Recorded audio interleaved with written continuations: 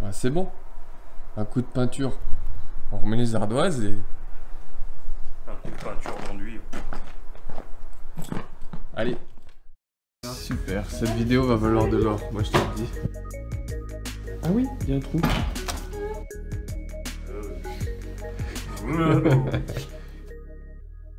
Salut les amis, c'est encore moi Francis. Donc dans cette vidéo, on vous explique un petit peu comment les grandes étapes de notre projet en fait.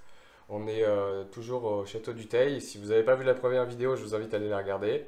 Et on se lance dans une grande rénovation pour transformer ça en hôtel-restaurant. Donc l'idée c'est que bon, le château est dans un piteux état, donc il fallait trouver un concept économique pour financer la rénovation.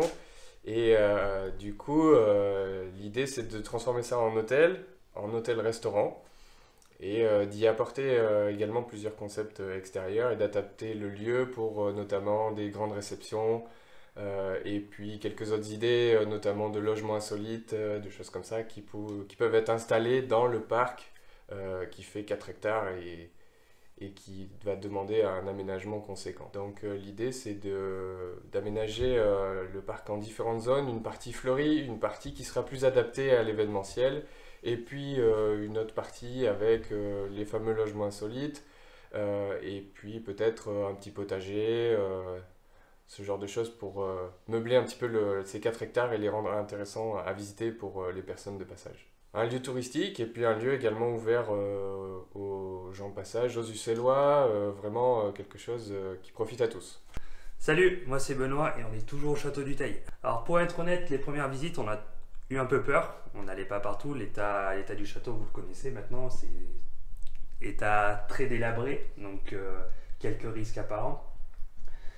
Donc pour faire simple, on a commencé par visiter les extérieurs et prendre quelques cotes pour savoir la surface qu'on pouvait envisager d'exploiter et comment derrière nous pouvions aménager du coup notre projet. Alors une fois que les visites étaient terminées, enfin qu'on connaissait bien le lieu, on a fait appel à des entreprises que nous connaissions d'avant. Donc on a fait visiter à des artisans de tout type d'entreprise pour essayer de nous donner une fourchette de travaux. Donc on en est arrivé sur la première idée à une fourchette d'environ 2 millions d'euros de travaux, ce qui était un petit peu en dessous de ce que la réalité nous dit maintenant.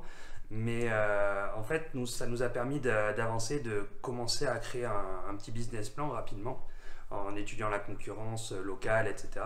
Avec vraiment essayer de compléter... Ah. Et ben derrière moi, on entend le papier peint qui s'écroule. Donc pour compléter l'offre actuelle du marché, pour essayer d'en faire le lieu qu'on avait imaginé. Donc en expliquant ça aux entreprises pour vraiment concrétiser quelque part, concrétiser notre idée.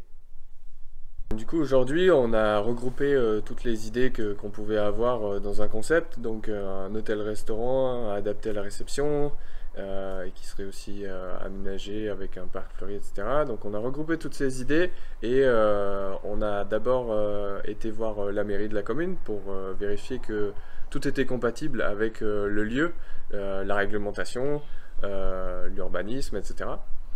Et donc après cette étape-là, on a présenté le projet à la communauté de communes, donc il y avait un certain nombre de personnes, des membres du tourisme, des élus qui étaient là pour découvrir un peu notre idée et puis les embarquer un petit peu dans le projet.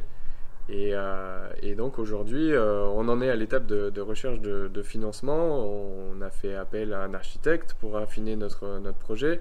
On s'est fait aider aussi d'un cabinet comptable, une étude de marché, et aujourd'hui il faut qu'on trouve le financement pour les rénovations de cette ruine qui est derrière moi, pour en faire quelque chose de vraiment magnifique et que tout le monde apprécierait, en tout cas pour venir y passer un bon moment.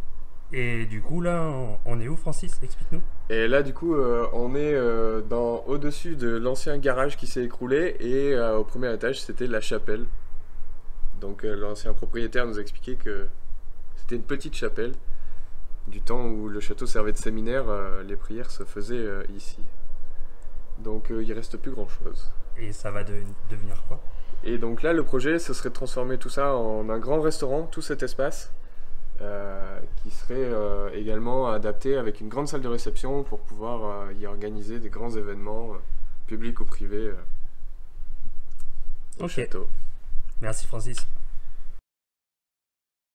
Alors voilà, j'espère que cette petite vidéo vous aura plu. N'hésitez pas à vous abonner, à partager sur la plateforme que vous préférez, Facebook, Instagram, Twitter. Si vous avez des questions, n'hésitez pas à nous les laisser dans la section commentaires juste en dessous. Vous pouvez également nous contacter par email, vous trouverez l'adresse juste en dessous dans la description de la vidéo. D'ici là, je vous souhaite une bonne journée et au prochain épisode. Ciao, bye. Prise 5. 28. 50.